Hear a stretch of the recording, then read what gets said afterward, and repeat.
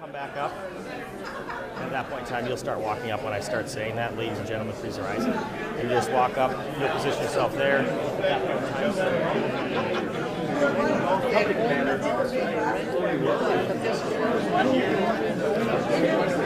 Well, leave it to you,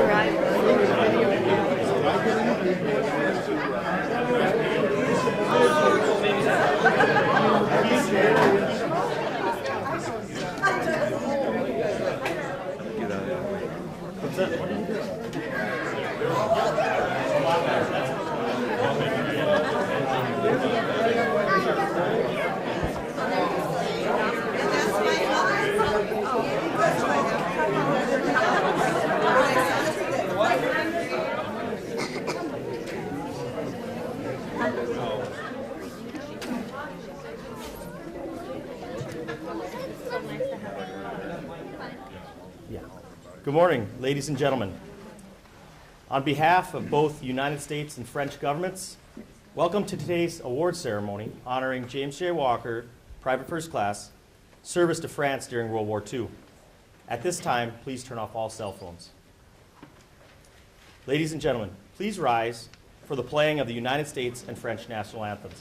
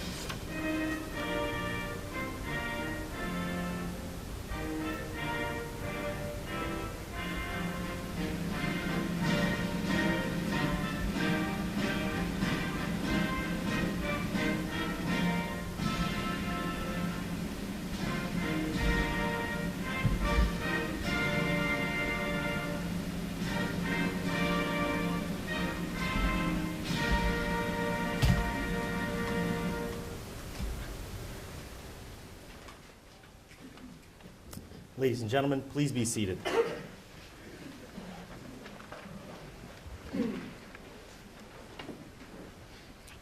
Private First Class James J. Walker was born 10 December 1924 in Thief River Falls, Minnesota. He entered military service with the United States Army on 2 July 1943. Receiving basic training at Fort McClellan, Alabama, Private First Class Walker was designated as a U.S. rifleman and also received specialized training in mortars and machine guns. On 25 January 1944, Private First Class Walker arrived in the European Theater of Operations, serving with the 30th Infantry Division, an Army National Guard unit, commonly referred to as Old Hickory Division, in honor of President Andrew Jackson, and nicknamed by the Germans as Roosevelt's SS. Private First Class Walker saw action in Normandy, northern France, and Central European campaigns. On August 7, 1944, at Mortain, France, Private First Class Walker was wounded in battle, receiving shrapnel wounds to the left hand. At that time, he was captured by the Germans and remained a prisoner of war from August 7, 1944, until May 3, 1945. He was interred at Stalag 7A at Moosburg, Germany, the largest German POW camp in World War II. Upon release by the Germans, he made his way to Ellwangen, Germany, where there was a large POW repatriation point. After processing, he was subsequently moved by air to Cherbourg, France, and then transported by ship to New York. Private First Class Walker was eventually separated from the U.S. Army on 3 November 1945 at Fort Lewis, Washington. His military awards and decorations include the Combat Infantryman's Badge, the Bronze Star Medal, the Purple Heart, a Presidential Unit Citation, the W2 World War II Victory Medal, the European, African, Middle Eastern Theater Campaign Medal, the Prisoner of War Medal, and a Good Conduct Medal. Battle honors by Major General Hobbs, Commanding General, 30th Infantry Division, the Battle of Mortain, in regards to Private First Class Walker's unit, the 117th Infantry. Battle honors. 1st Battalion, 117th Infantry, United States Army, is cited for outstanding performance of duty in action against enemy on 7 August 1944 during the Battle of Mortain. In the vicinity of St. Barthélemy, France, an aggressive enemy making a desperate attempt to drive to the sea at Avranches and to split Allied forces in France, launched a combined infantry tank attack in strength. The brunt of the assault was borne by the 1st Battalion, 117th Infantry. The powerful enemy force followed closely behind intense artillery and mortar fire and struck violently, causing many casualties among 1st Battalion frontline troops. In the face of numerically superior numbers, all available troops of the 1st Battalion, including clerks, messengers, and truck drivers, were committed to action to fill gaps in the line. When the command post was overrun, the command group personally fought their way out. Throughout the entire battalion area, riflemen fought and outwitted hostile troops in fierce hand-to-hand fighting. Anti-tank gunners and rocket launcher teams, in the face of intense small arm fire, combined their attacks to annihilate numerous enemy tanks. Machine gunners remained steadfast and destroyed assaulting enemy foot troops. In the midst of incessant and withering fire, personnel of the 1st Battalion remained at their posts unhesitantly and performed magnificently. Through the courageous performance of the men in the battalion, the attack launched by the enemy's finest troops was successfully repulsed, and the brilliant victory attained was climaxed by a general withdrawal of the enemy from the entire sector. The outstanding courage, unflinching devotion to duty, and marked perseverance demonstrated by members of the 1st Battalion reflected the highest traditions of the armed forces and are worthy of high praise. Signed, L.S. Hobbs, Major General, U.S. Army Commanding.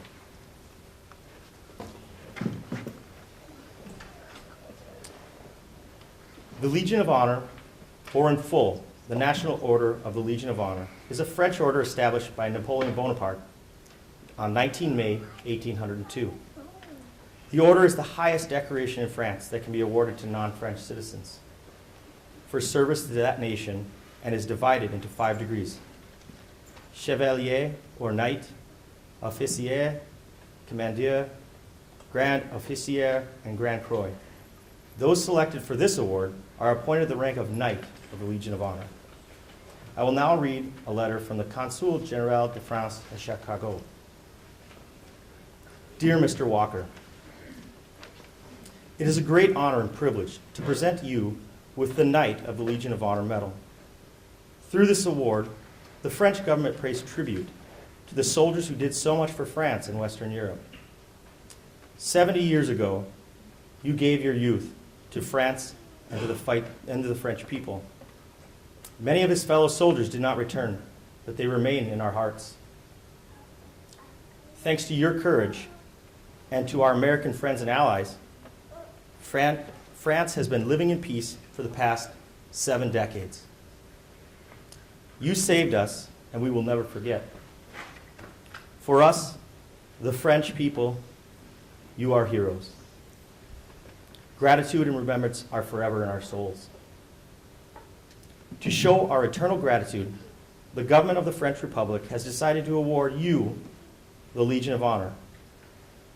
Created by Napoleon, it is the highest honor that France can bestow upon those who achieved remarkable deeds for France. Thank you for what you did, and congratulations. Sincerely yours, Vincent Floriani, le Consul General de France à Chicago. Colonel, retired, Scotty Allison, United States Army, and currently the Beltrami County Veteran Service Officer, will now introduce today's award presenter. Scotty, please come forward. Well, good morning, everybody. Good morning. It's a time for celebration. The weather's bad out there, but it's pretty nice in here. This is indeed a special day, Mr. Walker. So, in the military, during military ceremonies, there's always a guest speaker, and you got to give his pedigree. Okay, so that's what I'm going to do now. So you know his bona fides, as they say. I know Greg from when he worked at the middle school. I was a substitute teacher out there, so we know each other a little bit. But anyway, Colonel Greg L. Parks was born April 14, 1964 in Sacramento, California. He joined the Minnesota Army National Guard in 1981 as an infantryman. He received his commission from the ROTC program at North Dakota State University in November 1986.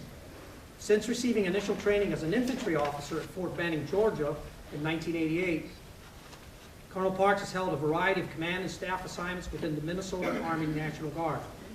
His commands include Company Commander, C Company, 2136 Infantry, Battalion Commander, 2136 Infantry while deployed to Iraq, and Brigade Commander for the 175th Regional Training Institute.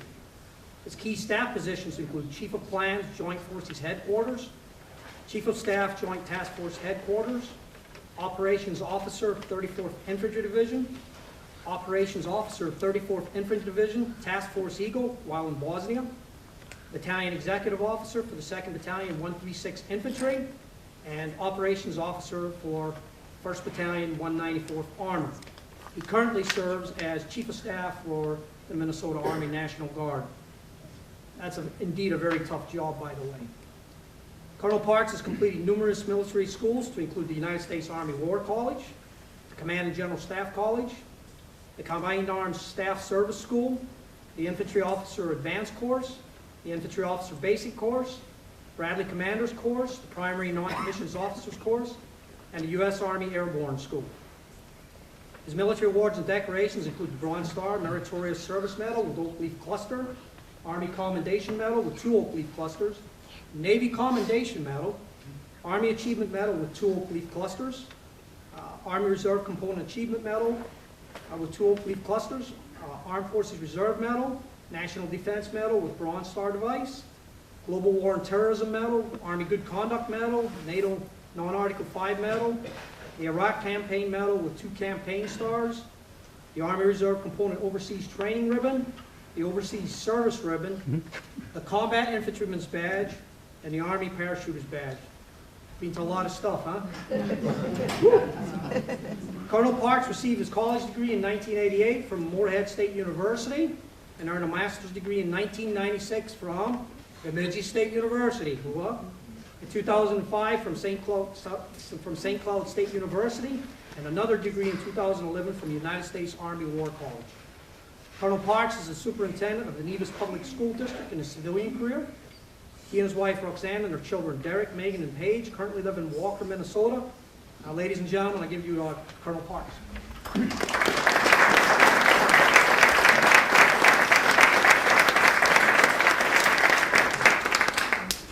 Thanks, Scotty. You know, really what that means is I've been around a long time with the Army National Guard, 34 years come April for me. So First of all, I'd like to say I'm honored and I'm humbled. Jim, Ethel, this is just a tremendous privilege for me to be here today and to be a part of this ceremony. As Scotty pointed out, I do have a background in education, and today what I want to do is just talk a little bit about the 30th Infantry Division and their actions in World War II. And then Scotty said, could you talk about the greatest generation? And we'll spend a little bit of time talking about that. First of all, I'd like to point out the 30th Infantry Division shoulder insignia up here. Kind of an interesting one. If you take a look at it, it's an oblong with an H in the middle of it, standing for Old Hickory, Andrew Jackson's division, named after him. And the 3 X's, Roman numeral 30 within there. Now, sometimes when you take a look at World War II patches, what you'll see is FDR written here and SS on top. And I'll talk about that a little bit as we go through. But the 30th was a National Guard division formed before World War I, and primarily from soldiers from South Carolina, Tennessee, North Carolina, and Kentucky, in that region. Fought very valiantly in World War I and earned a lot of battle honors. After World War I was over, they dismantled and were called into service once again in 1940, 1941. Now, the interesting thing is, how does a small-town guy from Thief River Falls, Minnesota, wind up with a bunch of National Guardsmen from the southeast part of the state, or the nation? And the reality is, when the 30th came back into service, most of the soldiers came from that area of the country, but they needed soldiers to fill the ranks. And so they cast a net across the nation, and it wound up on Jim. You know, and I'm sure, Jim, that it was kind of a learning curve for you right away, that you probably had to go through a little language session with them, learning how to speak Southerner, and they probably had to learn how to speak Minnesotan too. So the 30th was brought into service and did most of their training in the United States, and then, like Mr. Oaf has pointed out, in 1944, wound up going to southern England at that particular time and started with the train up for the Allied invasion of Europe. A lot of soldiers came into England during that time period, and as a matter of fact, overwhelmed the population of England, and most of the English men and women were actually kind of feeling like they were being invaded somewhat during that, because there were so many Americans on the shores during that time period. So from February or so until July, they trained up for the invasion, or June, excuse me, and then in June 6th, the Allied invasion of Europe took place. A couple of the companies of the 30th took place in that original invasion, but the majority of the soldiers from the 30th came ashore on the 10th and the 11th of June. Immediately found themselves embroiled in conflict like the world had never seen. If you know anything about the French countryside in that particular region, farmers had been farming that rocky soil for thousands of years. And typical for farmers, when they're plowing the field and they run across a rock, they pick it up and they move it over to the edge of the road, or the edge of the field. And what happens is that this created a system throughout this area of France called the hedgerows. The road would go through the middle, and what you'd see is rock fences and all kinds of trees and everything all over the place around it. If you think about it, the French unknowingly created probably one of the best defensive systems that there ever was. And along comes the 30th Infantry Division and Jim's 117th Regiment, A Company from there, having to fight through there. So immediately upon arriving in Europe, started to fight. And for the next month and a half, fought very valiantly, moving through the hedgerow region. Along the way, they ran into some of the toughest forces that Hitler had to offer. And as a matter of fact, I'm going to talk about one of those. The 1st SS Division was also known as the Adolf Hitler Division. And it was formed in 1933, and it was the bodyguard for Adolf Hitler, the original soldiers of that. You had to be Aryan, you had to be of Germanic descent, so a very elite unit to get into. As a matter of fact, kind of like special forces today, hardly anybody, or the majority of the people that were applying to get in, did not get into it. It was that selective. And they're running up the 30th is pushing to the east, and they run right into Adolf Hitler's best soldiers, and they manage to push them back and push them back and push them back. So for a month and a half fighting through this area. And so whenever you're in combat and the enemy gives you a nickname, and it's a tough nickname, that's a good thing. The German High Command was so impressed with the 30th Infantry Division as they pushed forward against Adolf Hitler's best units that they actually, the enemy nicknamed the 30th FDR's SS. He said, if these guys are beating our best guys, then there must be something elite about them. And if you take a look at the eliteness is the American soldier, guys coming in from all across the United States coming together for a common cause, and Jim was a part of that effort. Okay. So he fought through the hedgerow area, were part of a major effort called the Breakthrough, and after being in combat for a month and a half, the division commander said, you know what, it'd be a great time for a break. We need an opportunity to stop. We need an opportunity to rearm and refit ourselves and get ready for further combat. And for those of you that have been involved in combat, you know that the way it works is that a unit that is fighting, another unit will come up right behind them and just sort of take their place, and this unit will go back to a relatively safe place to do those things that they need to do. Get new boots, get new uniforms, get fed, shower, write letters home, all of those things. And the spot that was chosen for the 30th at this time was a little village by the name of Mortain. We'd like you to go back here, just get an opportunity, rearm, refit, refuel, rest up for the fight that will take place further down the road. Now, there's an old Yiddish saying that says, man plans and God laughs. And God must have been laughing at this point because on the other side, remember that the enemy always gets a vote. The German High Command was being pushed and pushed and pushed, and finally they said, we can't be pushed anymore, we need to counterattack. They started to assemble a corps. Remember that Adolf Hitler's 1st SS Division? They were part of this unit, the 2nd SS was part of this. And what they did is they took a corps, which is 4 divisions, between 30 and 40,000 soldiers, and between 150 and 190 tanks, and said, what we're going to do is we are going to counterattack. They're attacking us, we're going to attack them. And guess where we're going to counterattack through? The village of Mortain, right where the 30th was supposed to be taking a break. 30th had a very rough go. Previous day, on August 6th, they marched 20 miles to get to the village of Mortain. As soon as they got there, started to receive fire from enemy aircraft coming in. And that's kind of a signal that something's going to happen because these enemy pilots, as they're coming over, they're taking notes. Troop dispositions, how many people are out there, where they set up. It's not a good thing. And within 4 hours of arriving on the ground, the greatest counterattack of all history to that point took place. Those 4 divisions, in 6 columns, coming right at the 117th Infantry, which Jim was a part of, all coming right at him. Remember the numbers, between 30 40,000 soldiers, 150 to 190 tanks, all coming through the same area. An amazing display of intestinal fortitude on the part of the 30th. Managed to fight very strongly through the day of the 7th. A lot of brutal hand-to-hand combat, which was described before. And the 30th managed to finally just stop the assault right where it took place. And for the next 3 to 5 days, there's very much hand-to-hand combat taking place. There's a quote from an individual on the ground. He said, one of the division officers called down to the Alpha Company command post and said, what does it look like down there? And the reply was, it looks like hell.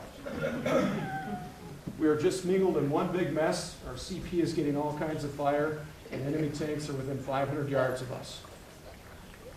Now, this next line comes right out of the resume and combat operations for the 30th. Each unit has a historian assigned to them writing these things up. It's cut off, encircled, and shelled incessantly with hostile German tanks virtually on the doorsteps of the regimental command post.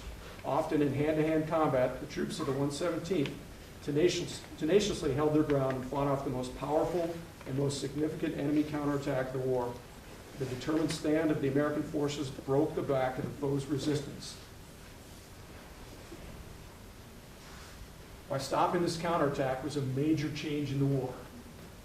As a result of that, all of a sudden Hitler's forces who were heading back toward France, all of a sudden had to turn and run.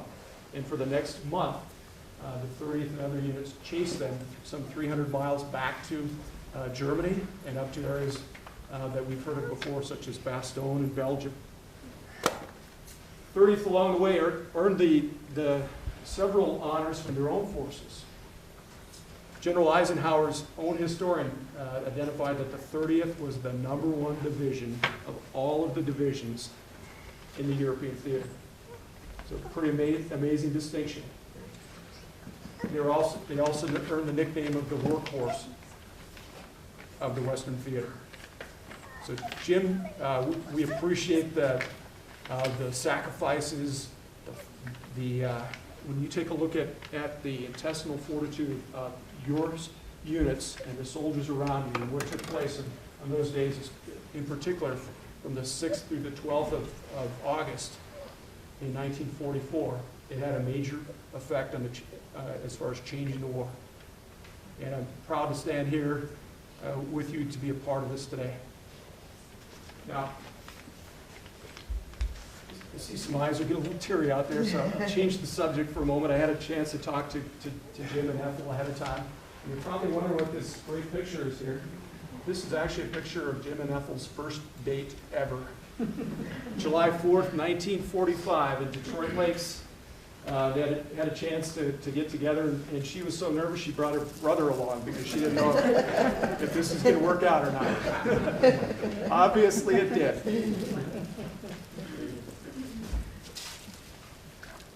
I'm going to finish today with a little bit from Tom Brokaw on The Greatest Generation.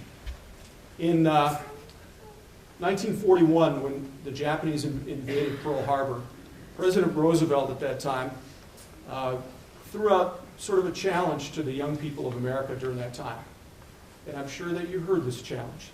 He said, "This generation of America has a rendezvous with destiny." That's a pretty big challenge to throw out there.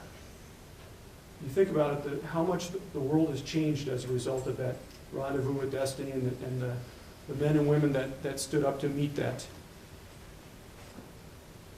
challenge. The year was 1940, the fulcrum of America. This was a fulcrum of America in the 20th century when the nation was balanced precariously between the darkness of the Great Depression and the storms of war in Europe and the Pacific on the other. It was a critical time in the shaping of this nation and the world, equal to the Revolution of 1776 and the perils of the Civil War. Once again, the American people understood the magnitude of this challenge, the importance of an unparalleled national commitment, and most of all, the certainty that only one resolution was acceptable. The nation turned to its young to carry the heaviest burden, to fight in enemy territory and to keep the home front secure and productive. These young men and women were eager for the assignment. They understood what was required of them, and they willingly volunteered for duty. The scope of the national involvement was unparalleled and is reflected in the numbers. By 1944, 12 million Americans were in uniform. The young Americans of this time constituted a generation birthmark for greatness, a generation of Americans that would take its place in history with the generations that had converted the North American wilderness into the United States and infused the new nation with self-determination embodied first in the Declaration of Independence and then in the Constitution of the United States. Millions of men and women were involved in this tumultuous journey through adversity and achievement, despair and triumph. Certainly there were those who failed to measure up, but taken as a whole, this generation did have a rendezvous with destiny that went well beyond the outsized expectations of President Roosevelt when he first issued that call to duty. I had a chance in doing my research to find an individual, and I asked Jim about this earlier, and they didn't know each other, so it's kind of surprising, but a gentleman by the name of Emil Raimondi, and he was captured on August 7th, 1944, in Mortain, and he was also part of Alpha Company 117th. Here's a quote from him. "It is important for the young people today to study about our country's history, especially the wars that we have been involved in, and the horrors that resulted from these wars. Love of neighbor is certainly a commandment that is ignored when countries and people are engaged in war. Children need to remember that a world of peace and harmony is a lot better place to live in, and that it takes sacrifices on the part of everyone to restrain from war and the destruction that it brings. Love is a powerful word that needs to be expressed more and more often in our daily lives." Jim and Ethel, once again, thank you for the honor of allowing me to be here today. Thank you.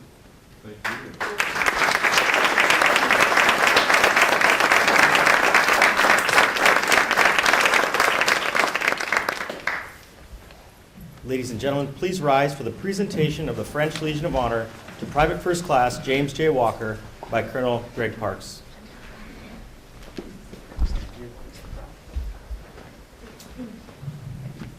Citation of the award. By the decree of the President of the French Republic, Private First Class James J. Walker, you have been appointed a Knight of the Legion of Honor.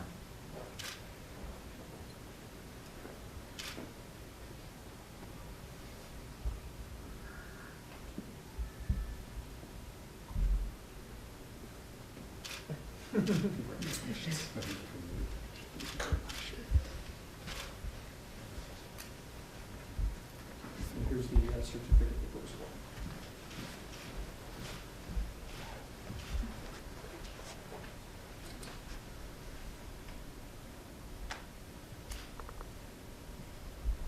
Please take your seats. Private First Class James J. Walker would now like to make a few remarks. James.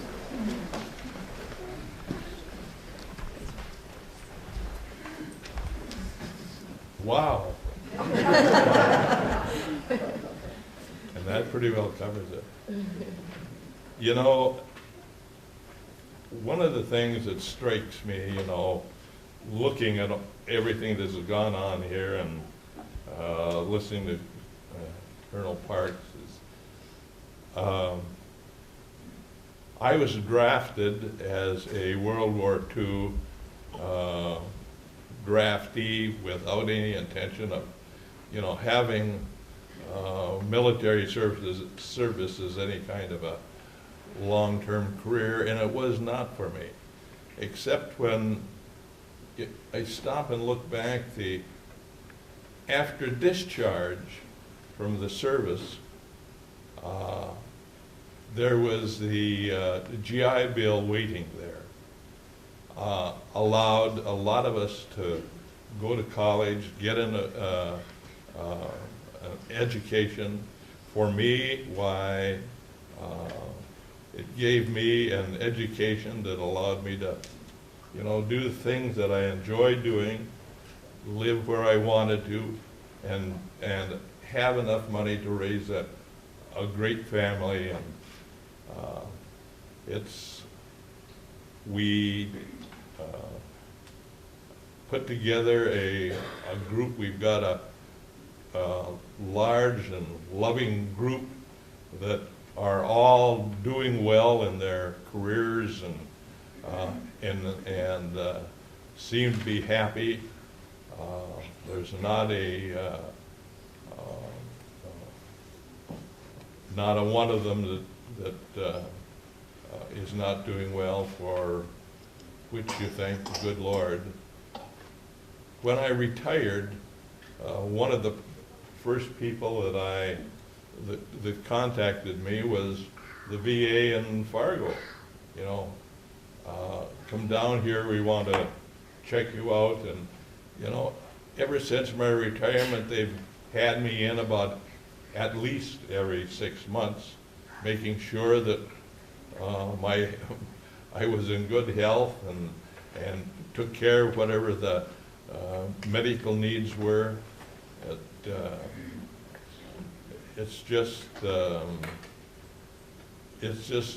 surprising when I look back on it, on how much the U.S. military has affected my life and allowed me to do, you know, the things that have made me, you know, happy throughout an entire life. I had a great life, got a great family, and thank the good Lord for that. I've got another problem here, and that is, how in the world does a person say thank you, express gratitude for all of you people that are here, all the effort that has gone on by Scotty and the Colonel. You know, there's only two English words that I know of, is thank you. It seems so inadequate that, you know, what else, you know, I just don't know how else to express it. It seems like thank you is so little for having received from the group that is here, you know, so much. But all I can do is say thank you, thank you, thank you. The French would say what, merci beaucoup. The Germans would say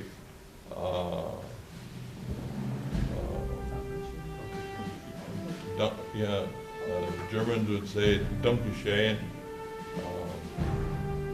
But again, thank you all. Thank you for coming. It is appreciated more than you will ever know. Thank you again.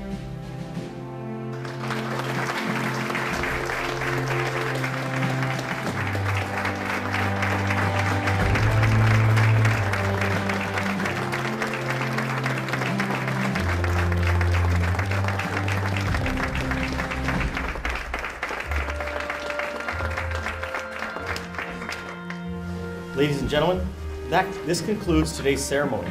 On behalf of Private First Class James J. Walker, I would like to thank you for participating in today's ceremony. If you'd like to take pictures with Colonel Parks or Mr. Walker, you can do so at this time. There's also refreshments provided over here, so thank you all for coming, and have a good and safe Happy New Year.